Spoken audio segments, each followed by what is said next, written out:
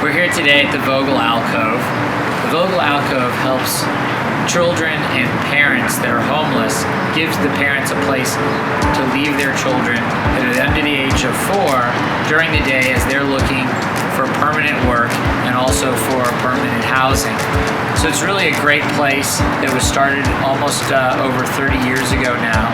Today we'll be working with students that are 3 years old and in their classroom, as I do on a weekly basis.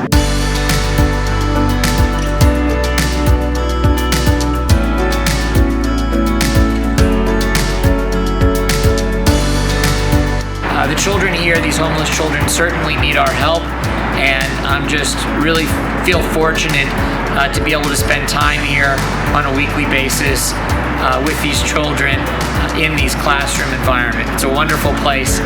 So I've now been volunteering here and have now decided to help this year with the campaign, the arts campaign that is the annual fundraiser for Vogel.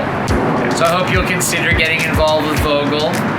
You certainly can donate your time, donate clothing and food, but also donate and keep Vogel and the homeless children of Dallas in your thoughts and prayers.